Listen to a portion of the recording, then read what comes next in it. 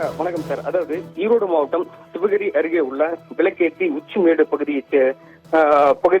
பகுதியில் உள்ள அதாவது தோட்டம் பகுதியைச் சேர்ந்த அதாவது வெளாங்காட்டு வளர்த்து என்கிற மேற்கரை பகுதியைச் சேர்ந்தவர் ராமசாமி, வயது 75. இவரது மனைவி பாக்கியம். இவர்களுக்கு ஒரு மகன் ஒரு மகள் உள்ளனர்.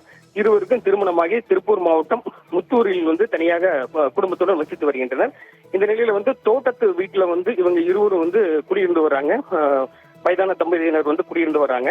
இவர்களுக்கு சொந்தமான 4 ஏக்கர்ல விவசாயம் செய்து அதுபோக ஆடு மாடுகளை வளர்த்தி வருகின்றனர்.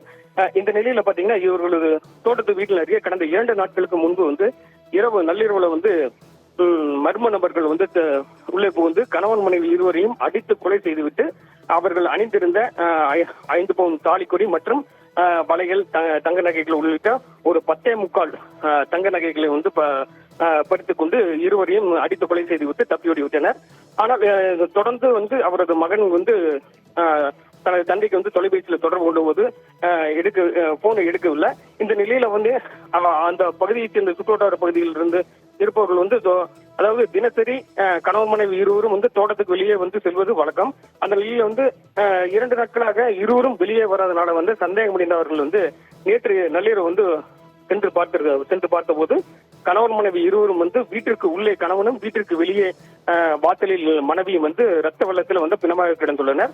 இது குறித்து உடனடியாக சிவகிரி காவல்துறையினருக்கு கொடுத்த தகவலின் பேரில் சம்பவ இடத்திற்கு ஈரோடு மாவட்ட காவல் கண்காணிப்பாளர் சுஜாதா மற்றும் காவல்துறையினர் சென்று பார்த்தபோது அந்த திருட்டு சம்பவத்தால் இருவரும் அடித்து கொலை செய்யப்பட்டது தெரிய வந்தது.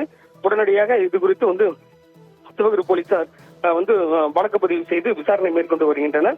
அதாவது தொடர்ந்து இதே போல கடந்த ஆண்டு சென்னிமலை என்ற பகுதியில இதே தோட்டத்தில் உள்ள தனியாக தோட்டத்தில் வசித்து வந்த தம்பதியினர் இருவரை அடித்து கொலை செய்யப்பட்ட சம்பவம் பரபரப்பு ஏற்பட்ட நிலையில் தொடர்ந்து இது போன்ற சிவகிரி பகுதியில நேற்று இந்த சம்பவம் நடைபெற்றது குறிப்பிடத்தக்கது. மேலும் இது குறித்து போலீசார் வழக்கு பதிவு செய்து விசாரணை மேற்கொண்டு வருகின்றனர். அது மட்டுமின்றி இந்த வழக்கு தொடர்பாக ஏடிஜிபி கூடுதல் மாவட்ட காவல் கண்காணிப்பாளர் விவேகானந்தன் தலைமையில 8 தனிப்படை அமைத்து இந்த கொலை சம்பவம் குறித்து தீவிர விசாரணை மேற்கொண்டு வருகின்றனர். இச்சம்பவம் அப்பகுதியில் பெரும் பரபரப்பை ஏற்படுத்தியுள்ளது சார்.